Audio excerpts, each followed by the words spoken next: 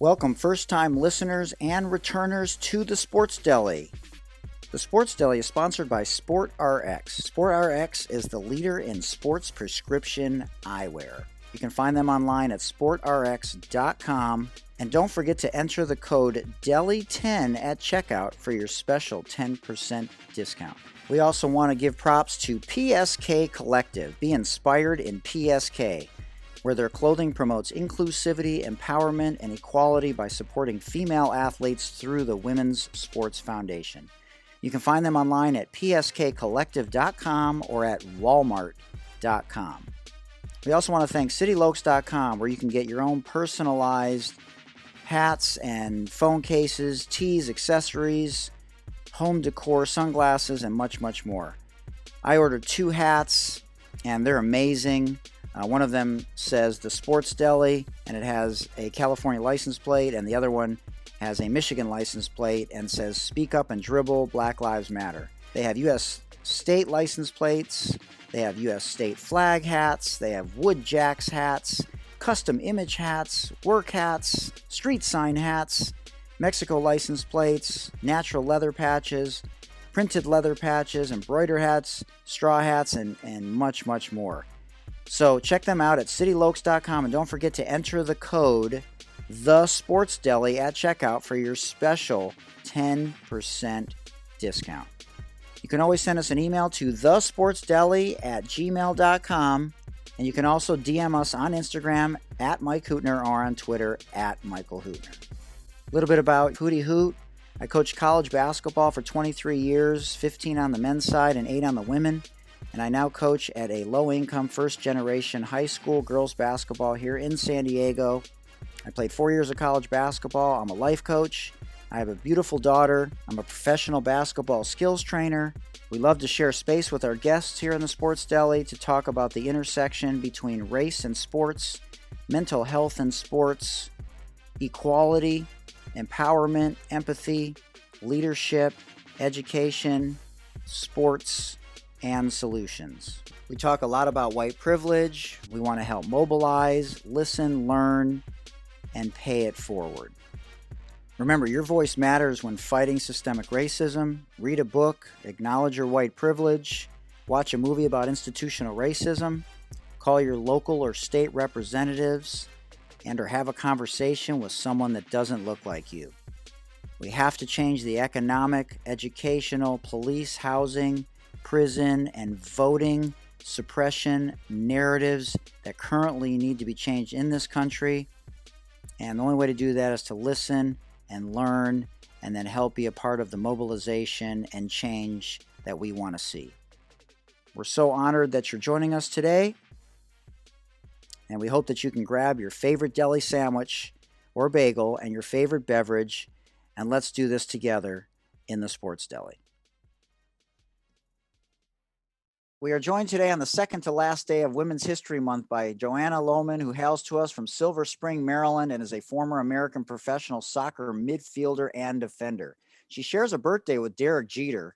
She played her college ball at Penn State, where she was the first 4-time first-teamer in school history.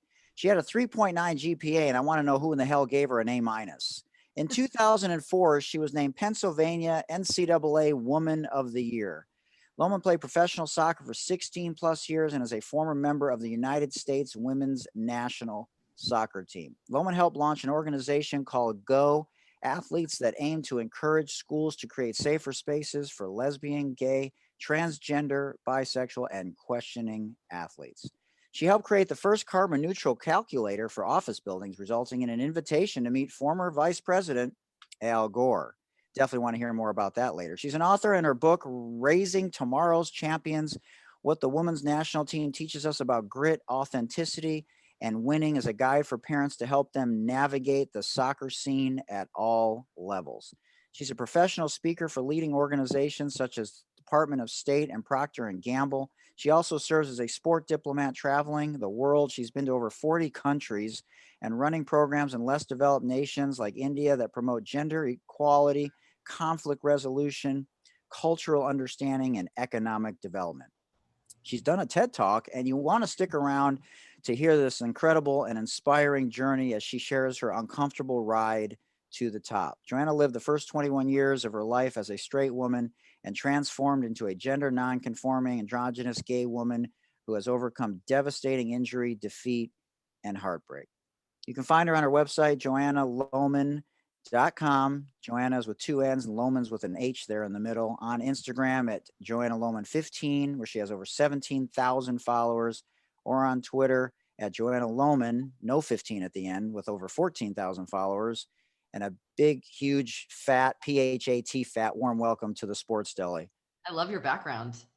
Oh, thanks. Yeah, it's a work in progress.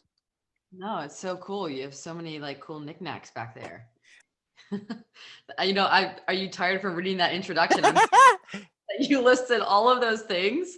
And I want to say that my most proud piece of that intro is my GPA. My college GPA is definitely my favorite. I want to know who in the hell gave you that A-, and I'm dead serious about that shit too. Honestly, this is no joke. I got the worst grade in college in what they called like the easy athlete course because I didn't pay attention and I didn't study. So that's a lesson for the kids out there. Oh my God, 3.98. I'd be livid. Oh man. So awesome that you're with us, and I look at what life happens to you when you're making other plans kind of thing. And yeah, of course. your story is just really amazing. And, I remember watching, Randy, in the slide, and, those are my memories of women's soccer and how I don't really know if it changed people's views on soccer, but it definitely, made an imprint into our consciousness. So let's go back to when you were younger. How did you formulate that tough mind, mindset where you could just, battle through so many different things probably as a kid?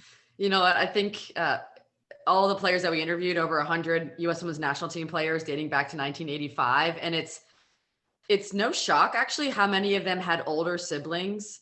And how many of those siblings were older brothers, because having an older brother myself, that every day was a chance for them to just beat you down and for you to play sports with them. So in one of the chapters, I describe a song that my brother used to sing to me. He used to say, "I am the best and you are the worst." And he used to sing that to me throughout my childhood. So I think I was shaped and molded to overcome adversity from a very young age. And I think you'll find that as a common theme for a lot of top female athletes, especially, that they started off playing sports with their older brother, and more times than not you're losing, more times than not you're getting knocked down, and then you're just forced really to pick yourself back up again, and you always want to come back the next day and play again. Yeah, it's interesting. I just listened an hour ago to KJ Live. He's a former UCLA basketball player. Chris Johnson, his dad was Marcus Johnson. He had Shea Cotton on. And Shea Cotton talked about that very thing where his brother was literally, beating his ass in terms of basketball and, showing him the ropes in the backyard and all that type of thing, and, making him tough. And it leads me to a question that I think about that maybe you want to expound upon with regards to your book and some of the stories that you talk about in the book. But, I got cut 3 times.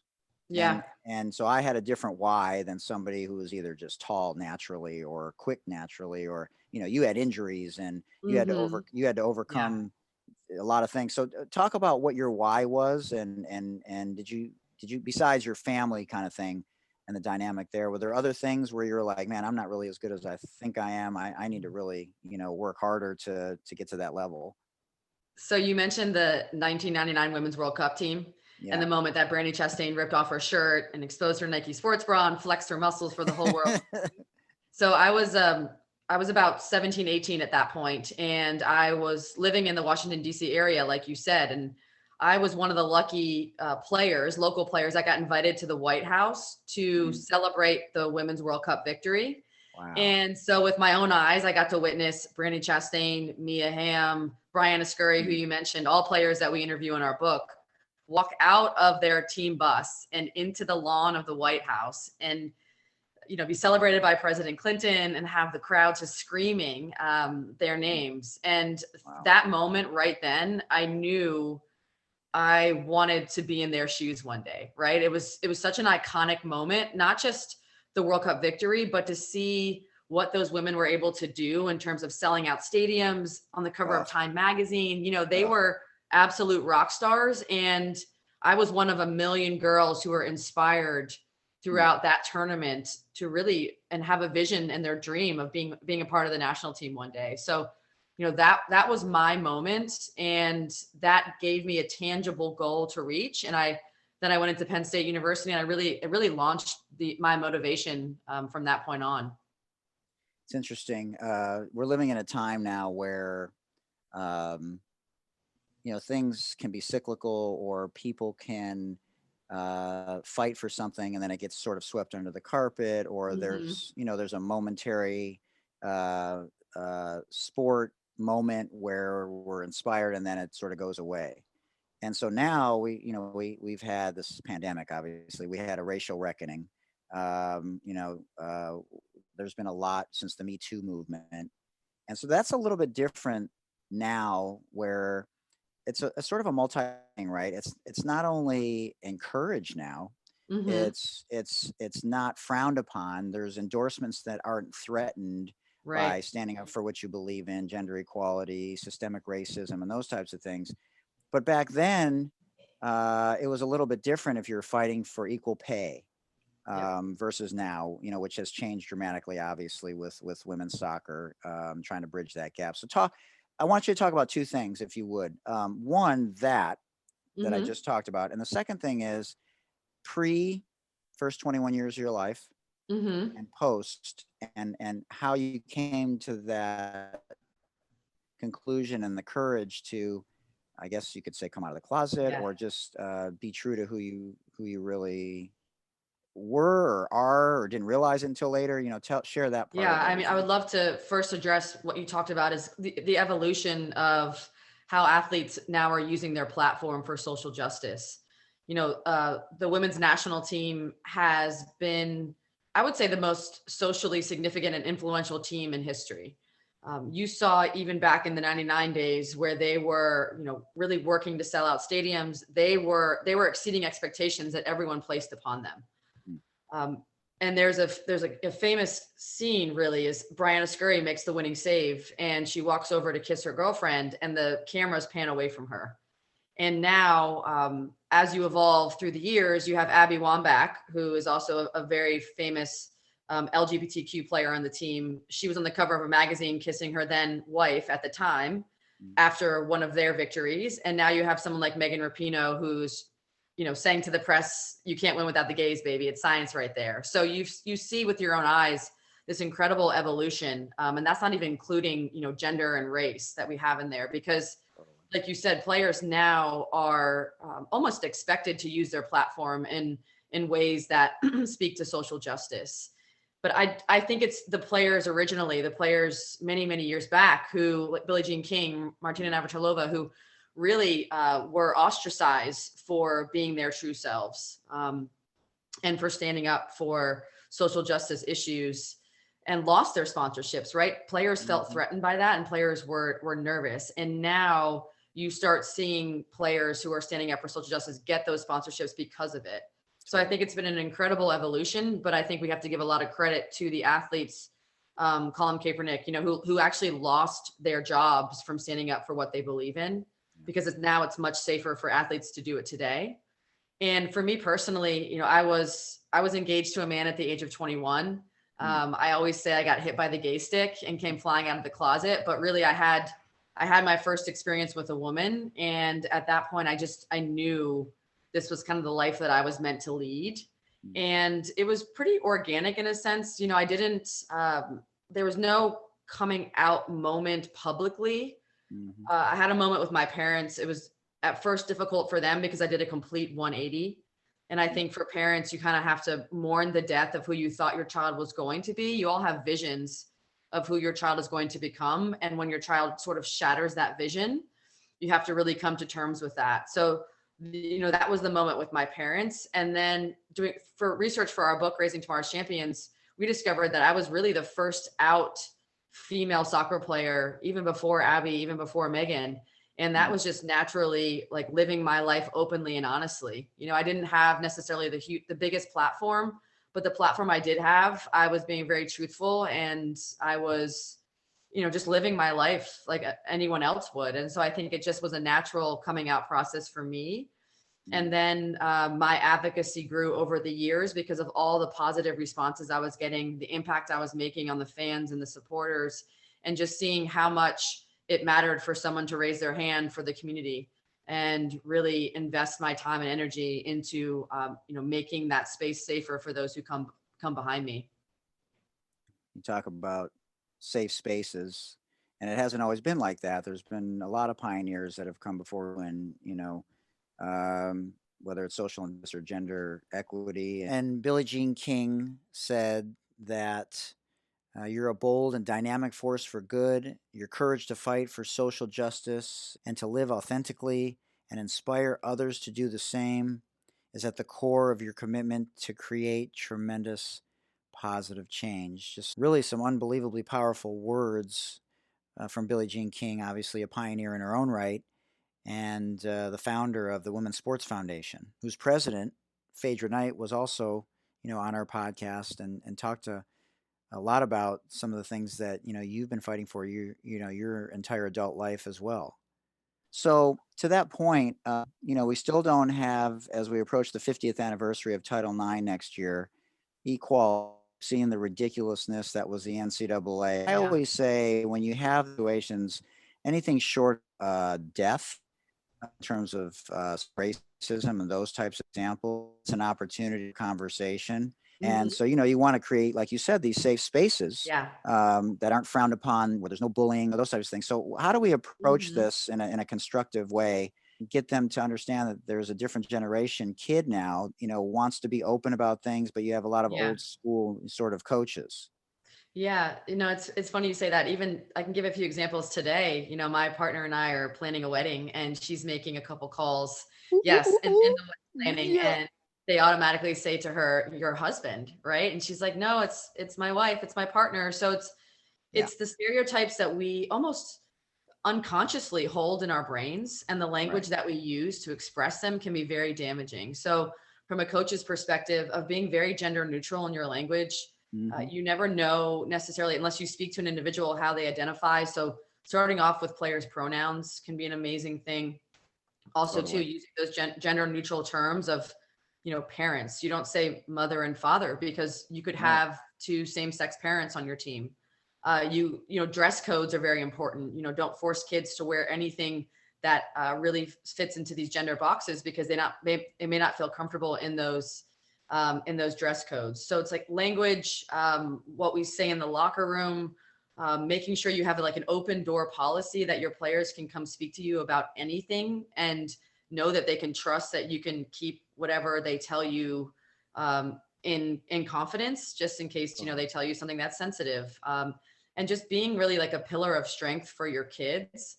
And I think that comes first and foremost with just building trust with your players and wanting to understand them and getting to know them as human beings. I think so very often we treat athletes, and even athletes, we have this issue of just identifying ourselves in very restrictive labels, and our identity is solely based around being that athlete. But we have so many different dimensions to our character, and it's important that we address all those dimensions and that the coaches tap into those, because that's really how you motivate an individual, is by getting to know them personally, getting to know their family, understanding their background, where they come from, the things that really, spark joy out of them. And I think that's really where you get those relationships that can be, transformative and life-changing. Yeah, I never understood why it was so scary for coaches to put on whatever hat was necessary. Maybe that's just because my mom was a psychotherapist, and I sort of grew up with that outside the box kind of thinking, forward thinking, the holistic approach towards a person, as opposed to compartmentalizing them and putting them into this box, like you said. And just I'm a coach, that's it. I'm not a psychologist, I'm not a and it's like, man, just like you said, let it organically just happen. Like it's they're not going to violate the player coach trust. If anything, you're going to enhance it. And it's just like the same mindset of why we discriminate, or why, we don't want women in spaces where decisions are made, like the notorious RBG would say. It's like you're enriching and creating depth and making something Mhm. more valuable and Mhm. more nurturing and more loving. And it's just amazing that antiquated thinking is still there. But like some people have said on the show, you want things to sort of happen organically. It's like you don't want something rammed down your throat. Like none Yeah. of us none of Yeah. us like that. Yeah. So it's sometimes hard to be a thoughtful listener. Yeah, It's like definitely. you and I having to go over to the racist side. It's like Mhm. it's unfathomable, but we have to think how hard it is for them to come over to our side. Yeah, yeah. Especially when it's a generational thing. My grandma always would use this word schwarze, which doesn't quite mean the N word in Yiddish, but it's derogatory towards the African American community. And I had to tell her, I didn't have to, but I said, Grandma, you can't say those types of things. She was living with us for 6 months recently. And she's like, well, I didn't mean anything by it. And like you said, the language matters. Like Mhm. it's not necessarily an intended microaggression, but it does matter, when you're talking about people in these different spaces. So, I applaud you for your lifelong commitment to Yeah, this. thank And you. it took you 21 years. It took you long enough. No, I'm just kidding. But it's important that, like you said, people have an open door policy, and I think that's becoming more accepted, which is a good thing. So when you went overseas a lot, right? You love to travel. I don't know if you love to Yeah. travel initially, but you clearly love to travel. You've been to 40 countries. Um, were you at Penn State when Joe Paterno and all that stuff was going on? I was actually, yeah, I was Wow. there from Interesting. 2000 to 2004. And those were, I think, one of the four worst years of our football team's history.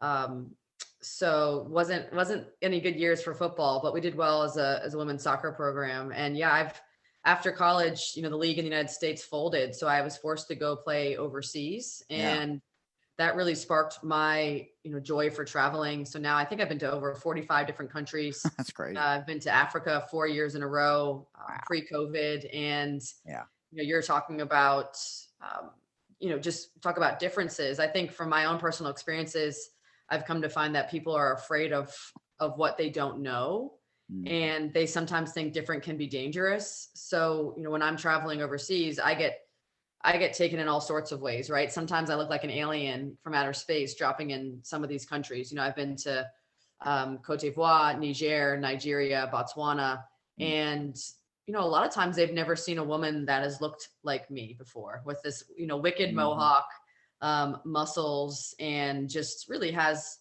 a more masculine physique. And so very often I get confused for a man or a boy. They call me sir, and I think that's just where you Wow. have to be super patient with people, and you have Sure. to, I think one of my greatest gifts in this world is to help expand the definition of what a woman can look like and what a woman can do. So Hmm.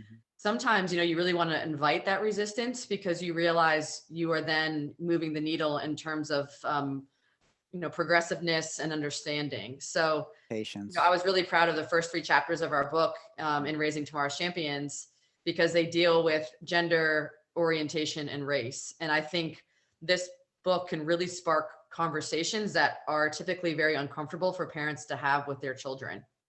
And you get to talk about them through stories from the greatest soccer players of all time. So, Mm. you're talking about Mia Hamm in chapter 1 in terms of gender. You're talking about players like Abby Wambach and Lori Lindsay in the LGBTQ chapter. And then you're talking about, the 31 players who have been Black from the U.S. Women's National Team and all of their stories. So Mm. it's important that we talk about these issues, and it's important that we uplift voices of those who are affected by a lot of the current situations that we have today. So that was, really important for us in our book, and just something that I've learned throughout my travels in around the world.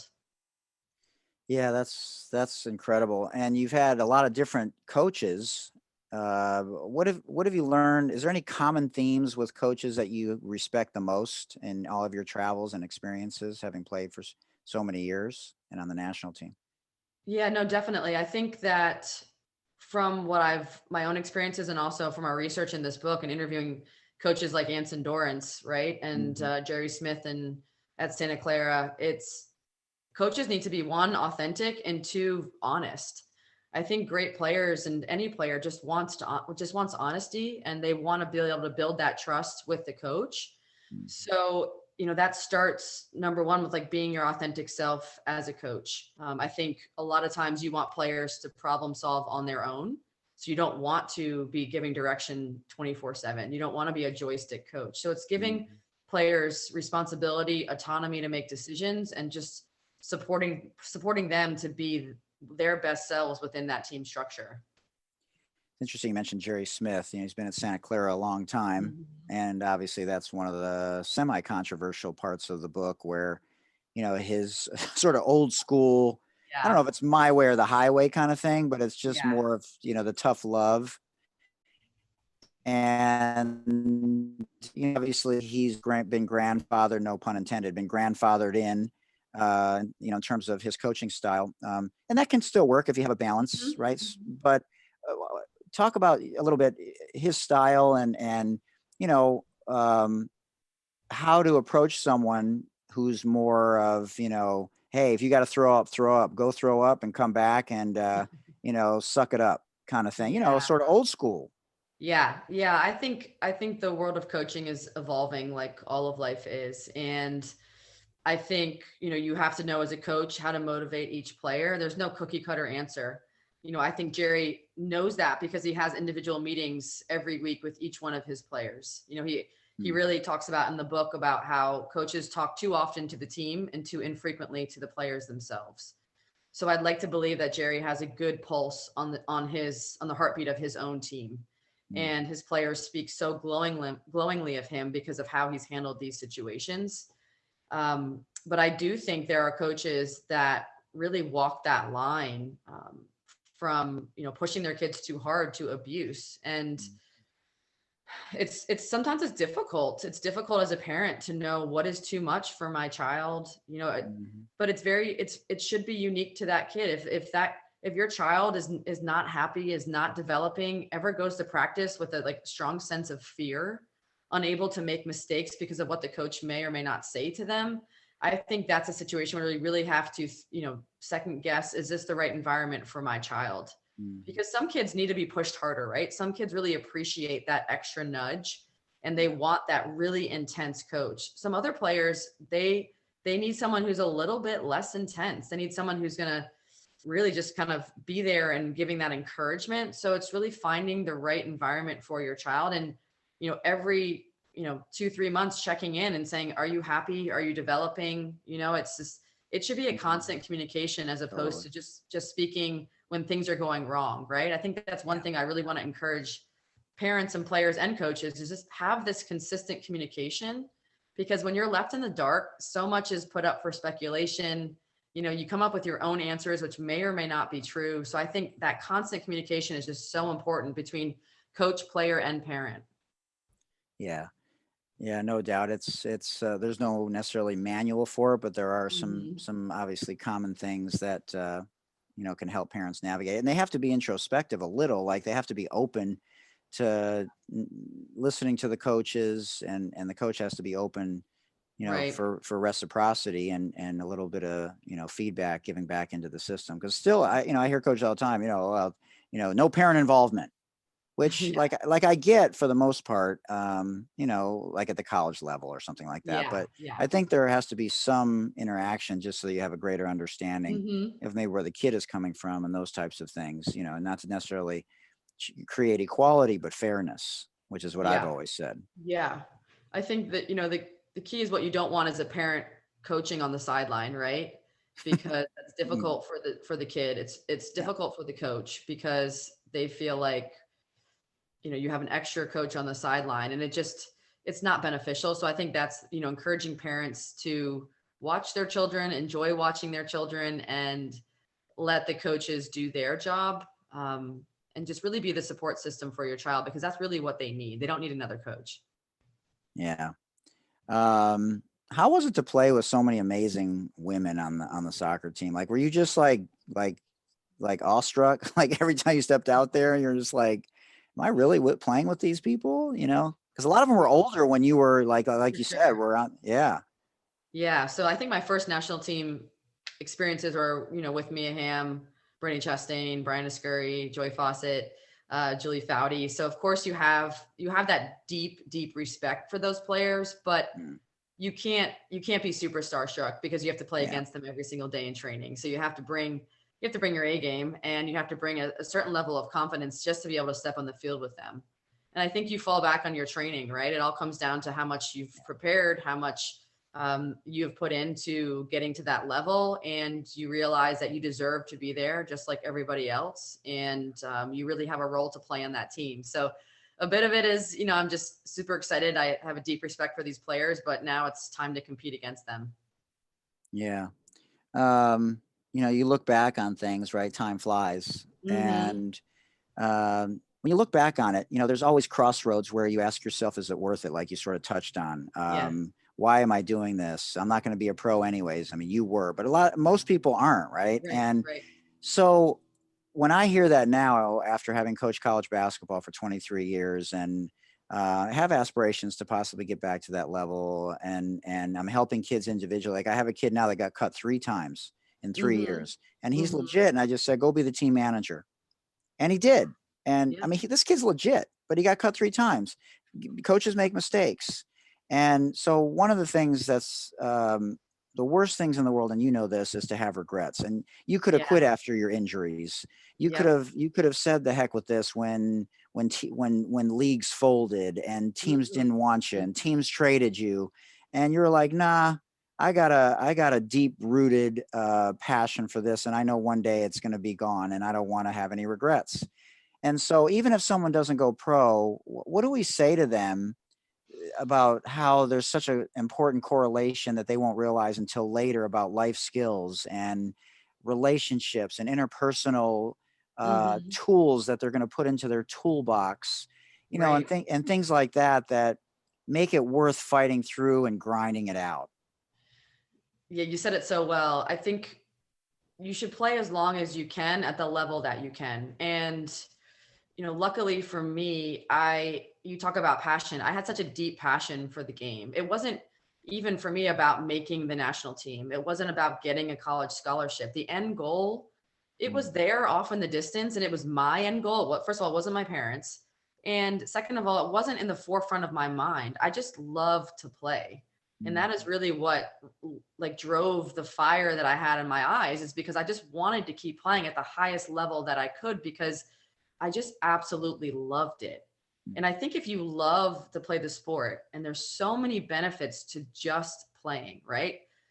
To being out on the field as a part of a team, you understand focus, determination, teamwork, resiliency, resourcefulness. You build all of these skills that are transferable to anything that you do off the field.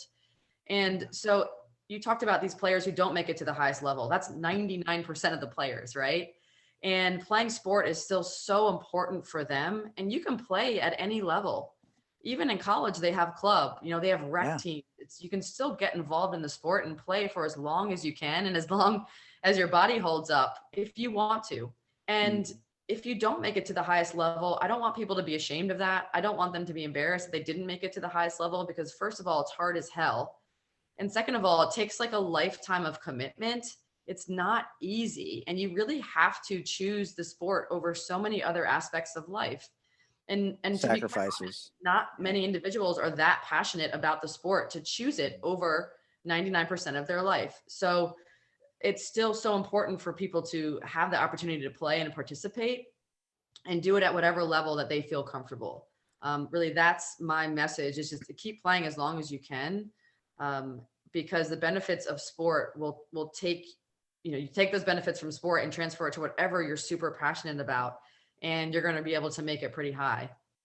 Well, I think one of the things that I've realized in my private training, because I do some private skills training from professionals to kids, especially the younger ones, they do not realize, a lot of them, unless things come very easily to them, how hard, and you heard of the 10,000 hour thing, the reps, how hard and how monotonous oftentimes, and how boring it can be. But the journey is where you learn more about yourself, right? And you find yourself and how you see the world, and there's so many other things that come out of it, but that's not always emphasized. And so I hope people listening realize man, it's so worth it. If I hadn't played college ball for 4 years and you know, been involved in sports my whole life, you talk about regrets, man. Yeah.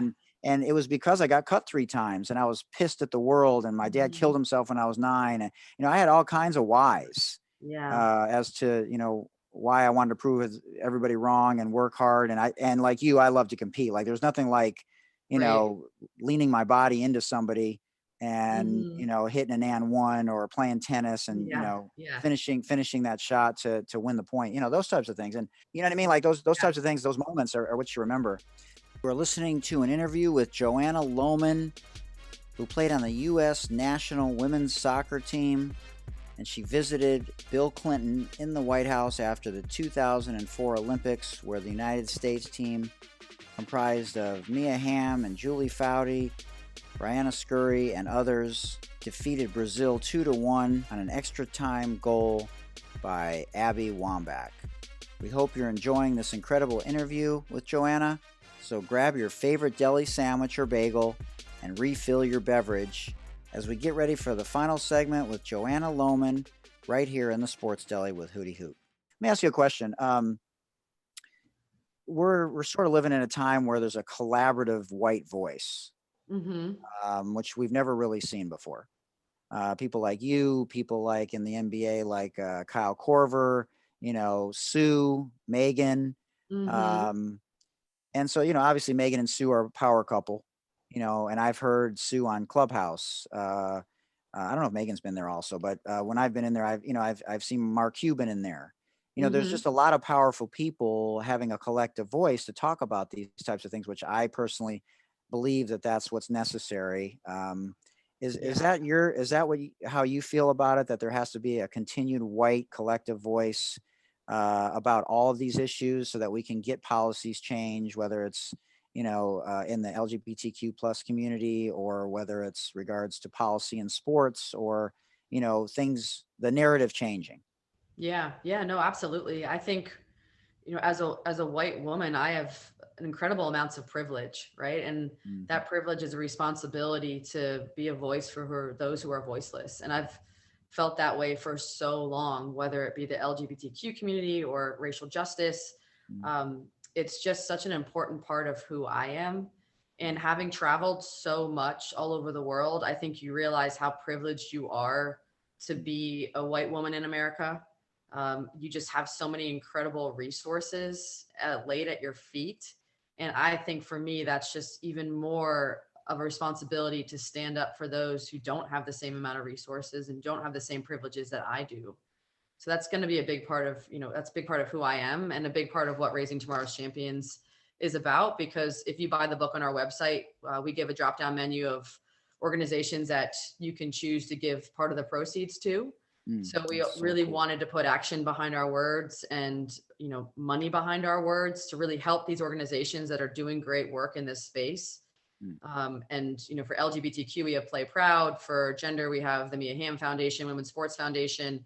For Awesome. racial justice, we have the Black Women's Players Coalition within the NWSL. So it's important for us to really work with these organizations and make sure that we're uplifting their voices and their contribution to the community.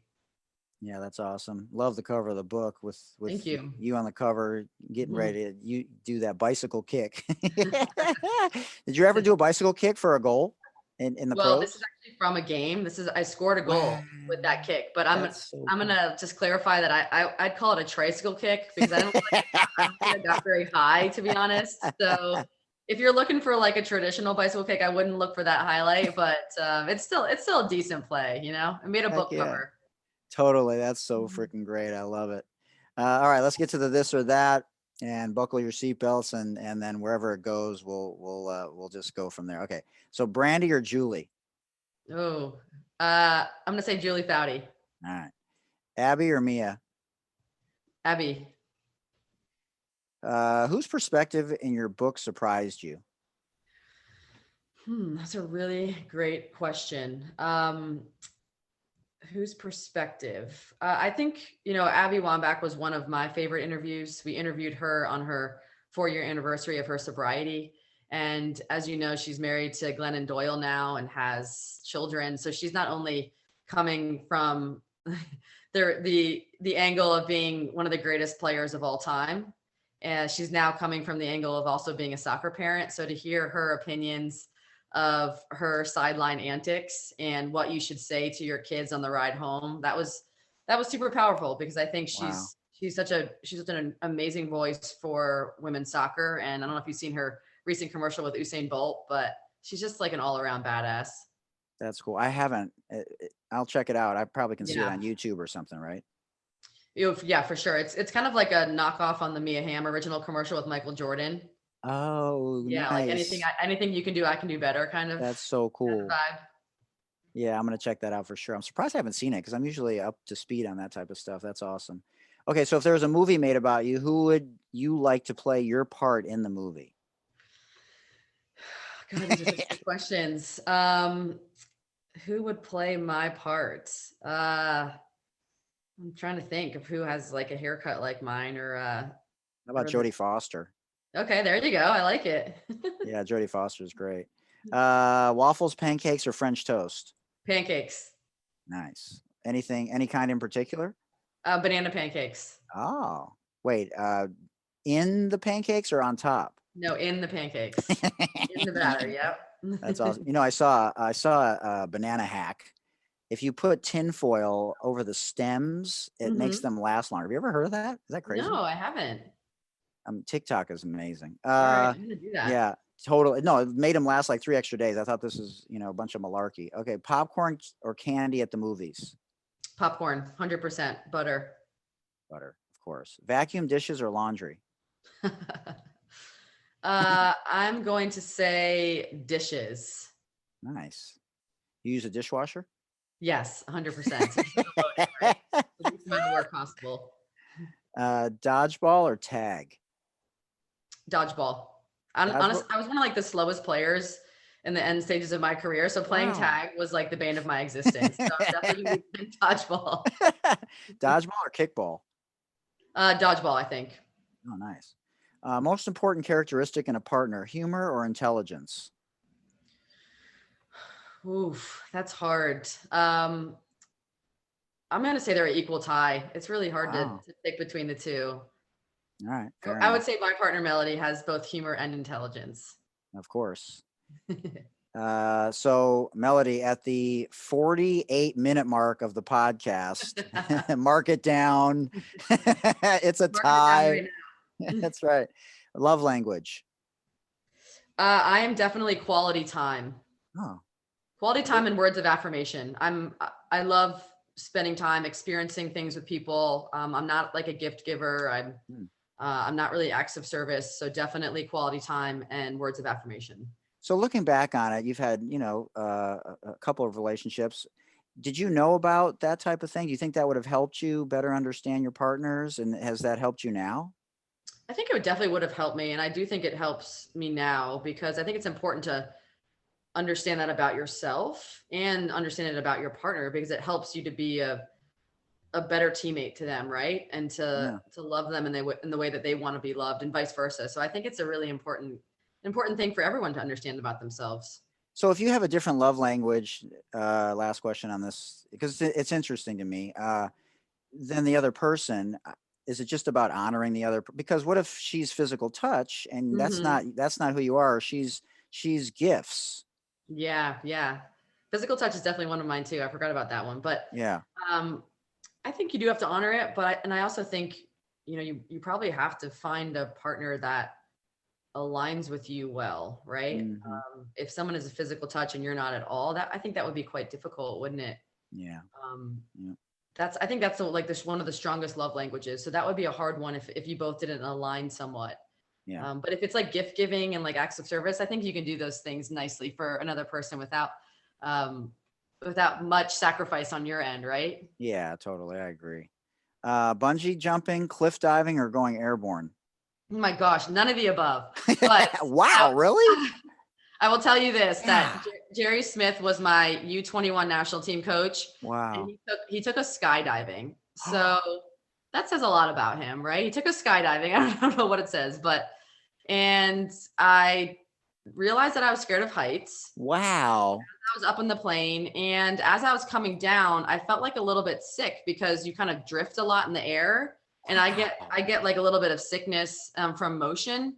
Yeah. So I didn't particularly like it. I would never do it again. Oh my And God. yeah, now being scared of heights, Wow. I don't feel like I'd want to bungee jump or just like go airborne or anything like that.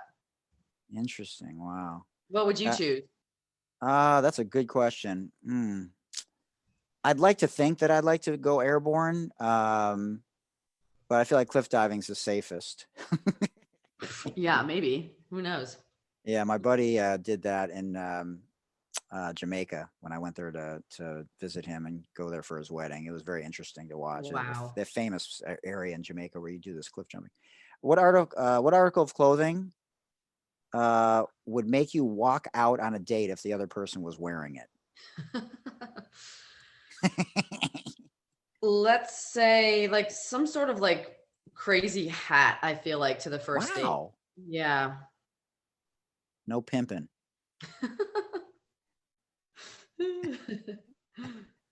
Favorite haircut you've ever had, and you've had some good ones. Yeah, I think Favorite haircut you've ever had is the one that I get for Pride weekend every year, and it's the equality symbol, like nice. shaved in the side of my head as a pattern. Yeah. And I put in the Human Rights Campaign colors for their logo, which is the blue square with the yellow equal sign in the inside of it.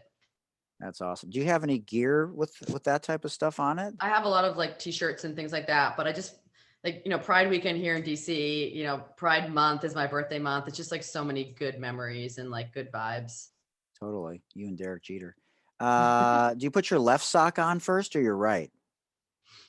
You know what? I have never realized which sock I put on, but they're definitely, they'll probably be inside out. Wow. Really? That's not uncomfortable? Yeah. Wow. Very often. So of the 45 plus countries, which is your favorite? I think I have a couple favorites. Israel was one of the most interesting countries I've ever been to. My brother lived there. He lived in Jerusalem within walking distance of the old city. So we got to, the history that's involved in Israel is just incredible. And then we also got to go into the West Bank, into the Palestinian side. And I thought that was just a really amazing trip for history purposes, religious purposes, and just like human perspective and understanding. So wait, so you're Jewish? No, I'm not. No. Okay. No. Interesting. I'm a quarter Jewish, my mother's side, but no, I'm like atheist, I don't really consider myself anything. What did your brother live there for? Just work or interesting? Yeah, he's a foreign service officer for the State Department. Wow.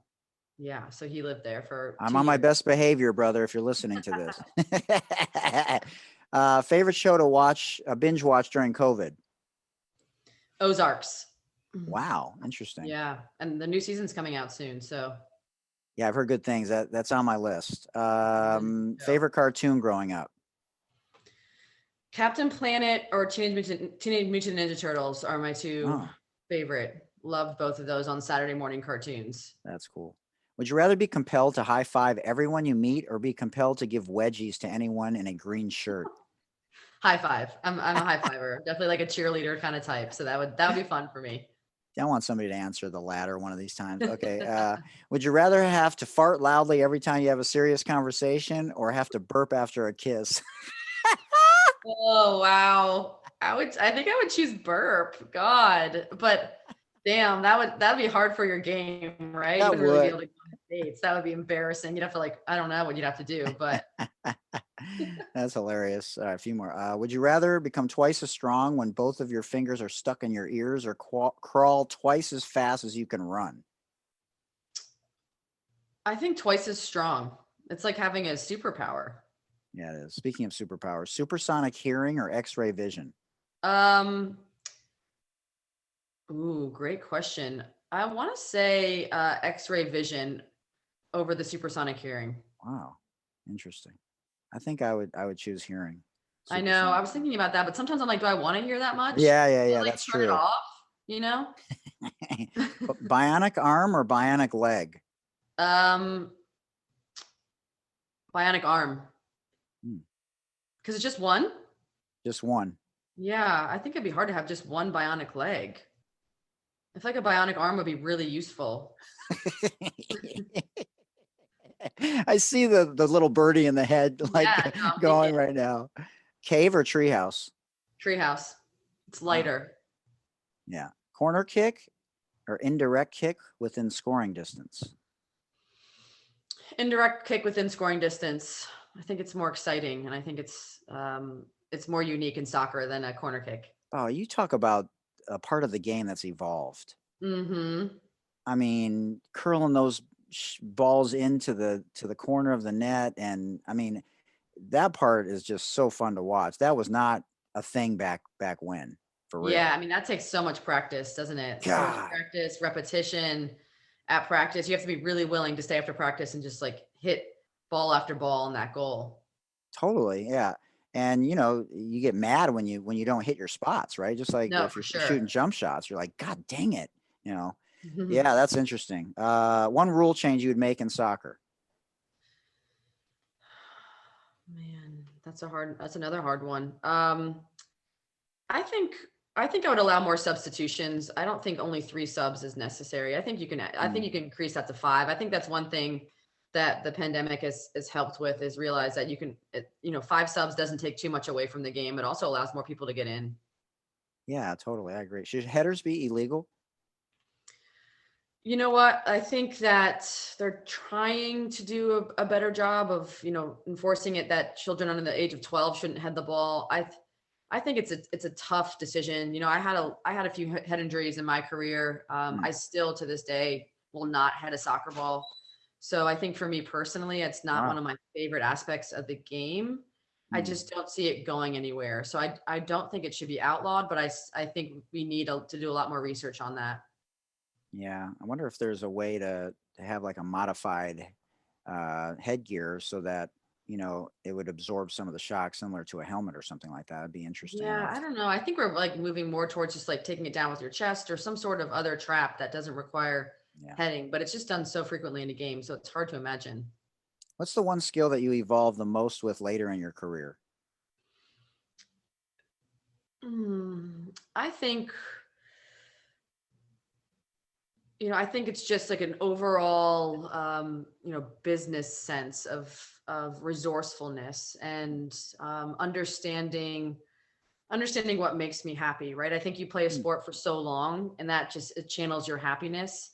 And so now it's really trying to figure out what makes me happy and being very self-aware. So I think the self-awareness piece. hmm.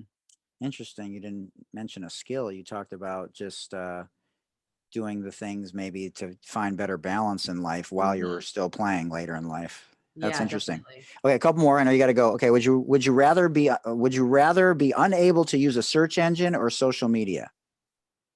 Social media. Hmm. Automated home or self-driving car? Self-driving car. I really don't like driving that much. Yeah. Flying carpet or a car that could drive underwater? Flying carpet. 100%. Me and If your Aladdin. if your plane was crashing, who would you want sitting next to you? Oh, my partner Melody. Well, actually, no, that sounds like really dark, isn't it? That's a See, hard this is an interesting question. question because it could go the other way. Like the Yeah, 45th president, you might want sitting next to you. right. Yeah. I always use that as an example. I'd want the seat to be empty so Hmm. everyone else can live in happy lives, long and happy It's lives. funny. Nikki Collin, the head women's coach Mhm. for the Atlanta Dream. So she said Larry Bird because she's like, he lived a good life. I'd love to talk shop with him on the way down. I don't know if that's what you would be doing if your plane is crashing. I think I'd be freaking out, but Right, I'd be exactly. like calling everyone I know, telling them I love them. Yeah, for sure. Hope or Briana Scurry? Hmm. Oh, wow. Uh, we have such a good chapter about hope in our book. I think it's Mm, chapter 13 about team chemistry. mhm, Briana Scurry is a good friend of mine, so I'm gonna say Briana Scurry just because I know her well. She's an amazing human being, and mhm. she has a great pool in her backyard that I like to go swimming in. Favorite TV show of all time? Saved by the Bell. Wow, interesting. Favorite movie of Hmm. all time? Hmm. Favorite movie of all time? Oh, favorite movie of all time. Mhm. Last of the Mohicans. Wow. Yeah. Did you like Shawshank? I did like Shawshank. Yeah, I really Yeah, it was a did. great movie. I would, Well, yeah, go yeah, ahead. What were you going to say? I was just gonna say it's probably a little slow Last of the Mohicans now for most people in this generation, I but loved it. Yeah. yeah, I loved it. Just like the scenery, the music, everything about it. Yeah. No, it was cool. Well, it's been every time I share space with someone, I just can't tell you how much I enjoy the discourse and learning and people's stories. And we started this just talking sports, and we just hope in 20 years, 50 years, people listen to these and they're still relevant. Yeah. And Yeah. so I applaud you for paying it forward, to being true to your inner voice, to your compass, and helping fight the narratives and the spaces that need to be shifted and pivoted and have a little more agility. And got nothing but love and the utmost respect for you and what your journey represents. Yeah, thank you, and vice versa. And I hope everyone goes out and buys the book. It's Totally. available on Amazon and also on our website. It's rtcsoccer.com. So I think your audience would really love it from the perspective of the national team players, and also too just the whole idea of social justice. So it's a must buy. That's awesome. Well, I'm definitely going to get my hands on it. One of our other guests who was arrested in the middle of our podcast, Crystal Robinson. Yeah, it was crazy. She was racially profiled and pulled over just as we were talking about it. She just had her book come out as well. So I got some reading to do. So I'm excited. Sure do, man. Yeah, awesome. All right. Well, anything we can do, down the road, anyone that you think would love to share space with us and keep this conversation going. We don't want it to fizzle out, and we want to keep talking about it. So let us know, and we'll reach out to them, and would love to have them on. And like I said, anything we can do, let us know. All right. Thank you for everything. All right. Sounds good. All right. Talk to you soon. All right. Bye. We were so honored to have Joanna Lohman join us here in the Sports Deli on the second to last day of Women's History Month 2021. Remember, your voice matters when fighting systemic racism. Read a book, acknowledge your white privilege, watch a movie about institutional racism, call your local or state representatives, or have a conversation with someone that doesn't look like you. We have to change the economic, educational, police, housing, prison, and voting suppression narratives that currently need to be changed in this country. And the only way to do that is to listen and learn, and then help be a part of the mobilization and change that we want to see. Special thanks to our sponsors, SportRx, the leader in sport prescription eyewear. You can find them online at sportrx.com. And don't forget to enter the code DELI10 at checkout for your special 10% discount. City Lokes, CITYLOCS, citylokes.com. And again, don't forget to enter the code THESPORTSDELI at checkout for your special 10% discount. And a special shout out to PSK Collective. You can find them online at pskcollective.com or at walmart.com. And finally, we want to give a shout out to one of our favorite new companies out there, Moolah Kicks, the first women's basketball sneaker brand fit for female ballers. You can find them on TikTok at Moolah. Moolah is MOOLAH_kicks, or on Instagram at Moolah Kicks, no underscore, or online at moolahkicks.com. My high school team will be getting their shoes next year, and if you're interested, shoot me an email to thesportsdeli@gmail.com or DM me on Instagram at Mike Hootner or on Twitter at Michael Hootner, and I'll put you in touch with Natalie, the founder of Moolah Kicks. For Dr. J and Coach K, I'm Hootie Hoot, and until next time, please mask up. Remember, Black Lives Matter.